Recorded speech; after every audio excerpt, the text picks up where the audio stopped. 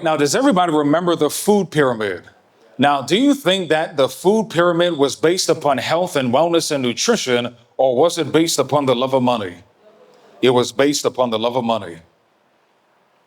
This says doctors group sues USDA over vegetarian alternative to the food pyramid. This is taken from the Orlando Sentinel.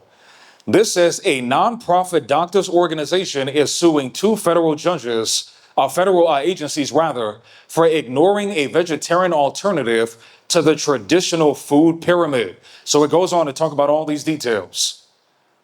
All right, now does anybody know who this man is? Yes, this is a man by the name of T. Colin Campbell. He wrote a very influential book called The China Study. Who here has heard of the China Study? Notice what this says. As you will come to see, much is governed by the golden rule. He who has the gold makes the rules. Now, is that true? Yes, it is. This says there are powerful and influential and enormously wealthy industries that stand to lose a vast amount of money if Americans start shifting to a what? To a plant-based diet. Now, are there many Americans shifting to a plant-based diet? Now, again, we want to understand, what does even the Bible have to say about these realities? This says their financial health depends on controlling what the public knows about nutrition and health. Now, even when COVID was going on, were the vast majority of doctors telling their patients that you need to get exercise, eat more fruits and veggies, drink more water, and all of this? Was this the vast majority of the information that was coming out of the government? No, it wasn't. This says the entire system, government, science, medicine, industry, media, and academia, promotes profit over what? Technology over food, and confusion over clarity. Do you know that, especially here in the United States, that the vast majority of Americans for a great long period of time were living very agrarian lives? Where the vast majority of Americans, say 150 years ago, was everybody huddled together in cities.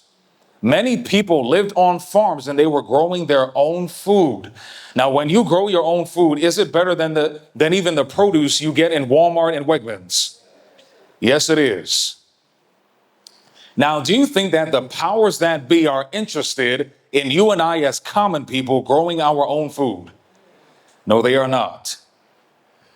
All right, this says most but not all of the confusion about nutrition is created in legal, fully disclosed ways. Now, even though it's legal, doesn't make it right. No, it doesn't. It is a silent enemy that few people see and understand. Now, again, when you see this picture, what comes to your imagination? This is a symbol of a doctor. Now, especially in Western society, are we educated to implicitly trust our doctors?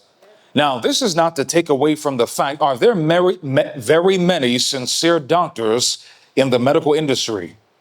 But unfortunately, we're about to find out that the industry as a whole is not concerned with the health and wellness of Americans. This says the medical status quo relies heavily on nutrition and education. Is that what it says? No, it says they relies heavily on medication and surgery. Now, even without going through the details of this paragraph, why do you think that the medical status quo is primarily concerned with medication and surgery? Because it makes them money. You see, because a healthy patient is a customer lost. A healthy patient is a customer lost. This says, at the exclusion of nutrition and lifestyle, doctors have virtually no training in nutrition and how it relates to health. In 1985, the United States National Research Council funded an expert panel report and investigated the quantity and quality of nutrition. All right, he goes on to talk about all this. It says, American Medical Association Council on Foods and Nutrition reported that nutrition in the U.S. medical schools received inadequate recognition and support and attention. So the vast majority of how the medical status quo is being educated, is it around nutrition? No, it is not. Again, now when you see this, what comes to your imagination? This is a symbol of medication.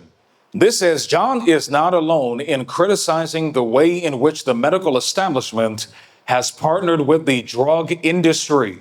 The drug industry ingratiates itself with medical students with free gifts, including meals, entertainment, and travel educational events, including lectures. Now, why do you think that the medical industry goes to such lengths in order to give these financial incentives to these future doctors? Yes, it's nothing but bribery. That's all it is. This says research and academic medicine merely carry out the pharmaceutical industry's bidding.